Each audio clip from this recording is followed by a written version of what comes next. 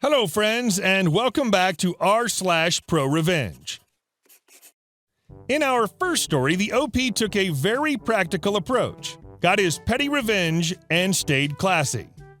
But before we begin, don't forget to subscribe to our channel if you're new here, and turn on notifications so you don't miss a new video every single day. Here we go. No, you don't get to hog an entire table to yourself in a crowded food court. I was sitting in a food court quietly eating lunch, minding my own business. This food court is in the CBD and filled with 9-to-5ers. It was crowded, so strangers would share tables. There was one sole person sitting at a 4-seated table next to me. Every couple of minutes, someone would approach that table and ask the table hog if it was free to sit. He always replied, "Sorry, my colleagues will be here soon." The entire time I was there, no colleagues came and sat with him, nor did it appear that he was looking around for them, as most people waiting for others to join will look around and wave them over. He quietly finished up his lunch and left.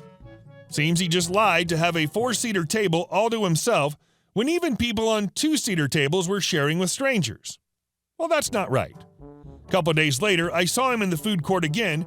I was in a bit of a mood, so I bought my lunch and pulled out the chair to sit at his table. As I was sitting down, he told me he's waiting for his colleagues. I replied, "That's okay, I'll move when they arrive, I won't be long." He shuffled uncomfortably in his seat as I quietly ate my lunch. I felt very uncomfortable and my heart was racing, but I was PO'd at that table hog, and I had to do something. If you choose to have your lunch in a busy food court, you don't get to live in your own little bubble. I love this. I don't really like sitting with strangers, but when I see a stranger doing stuff like this, like taking up both seats on a crowded train in the morning, I'll sit with them. And our second story. Fired from last job, but I got the last laugh. I worked at a retail chain that sold pet supplies and products. When I started working there, it was great, family-owned, and everyone I worked with was fantastic. The owners eventually wanted to retire and sold the small chain to an investment group. Once the investment group took over, almost all but a few employees were let go, forced out, or just quit. I hung on for a little while longer before I got promoted at my other job. New company brings in new manager to my store. My store was the top performing store in the entire chain, bringing in about $10,000 to $12,000 a day on average. It was always more on weekends and especially around the holidays. The new manager is a Mr. Company man. Company told him they only want employees around for 2 to 3 years. Myself and 2 others had been there 10 plus years. So naturally, he began ruffling feathers and giving us all a hard time. Unfortunately, he decided on me first. Mr. Company Man found out I worked 2 jobs. The 2 jobs are not in related fields, so there was no chance of any conflicts of interest on my end. However, my second job requires me to work nights and weekends. When Mr. Company Man found this out, he demanded I work nights and weekends there. So it was fair for everyone.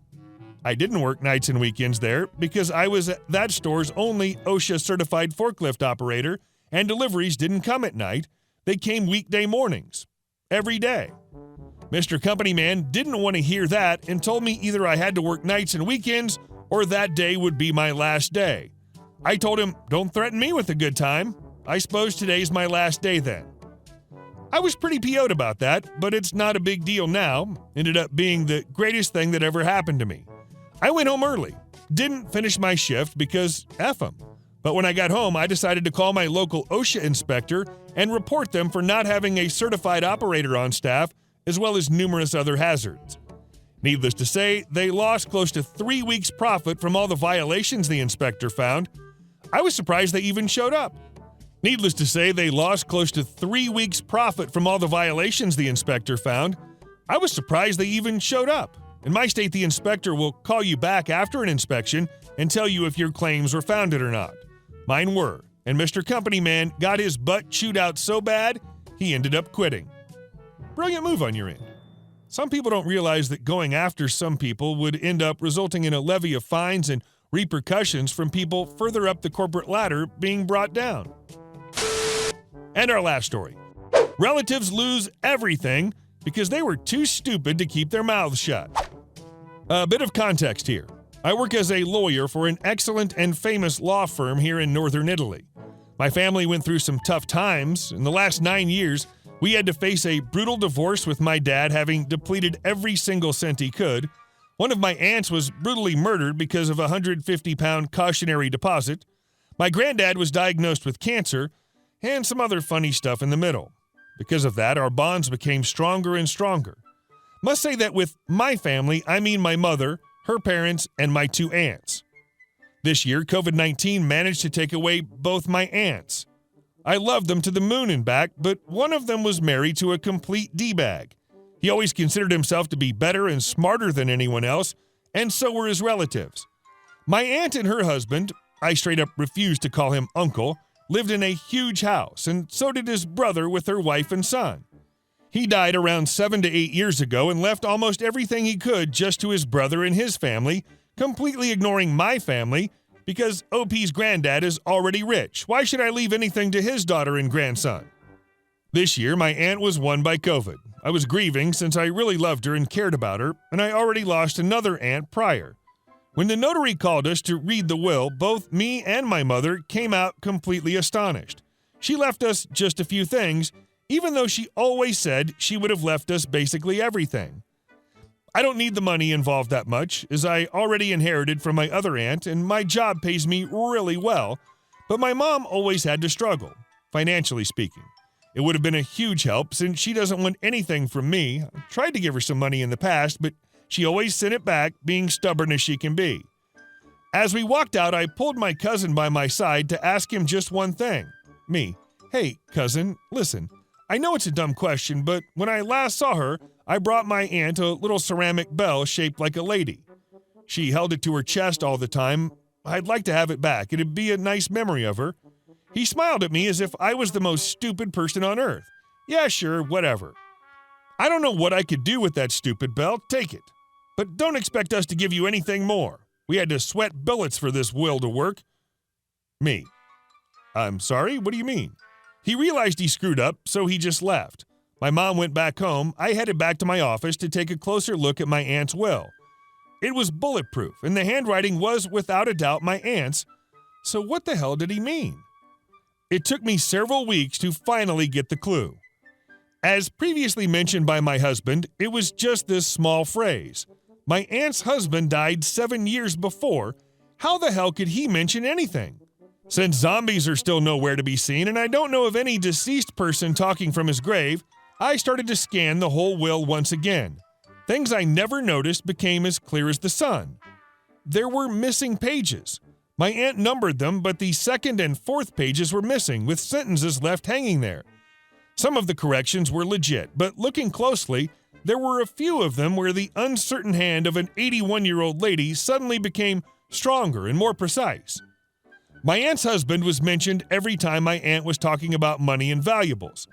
He did say something about the savings, but apparently his ties that were being given to a charity didn't need his approval. Strange, huh?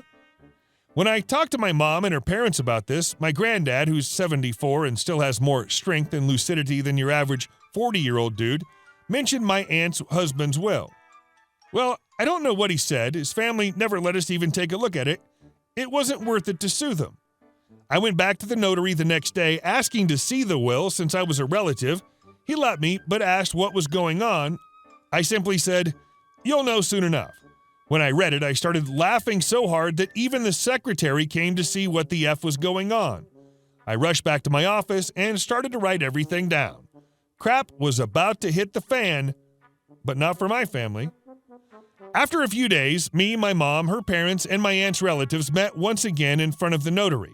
I already told him what was happening. I could see him trying not to look disgusted as my aunt's husband's beloved ones walked in. Notary: "We are all here. Apparently OP has some things to discuss with us concerning inheritances." You could hear a pin drop a mile away. I stood up and opened my bag. My family was smiling. My relatives were staring daggers from their eyes. Me: "As we all know, Auntie left everything to you. Nothing is wrong here as she didn't have any direct relationship with anyone in this room. What is wrong is the reason behind it."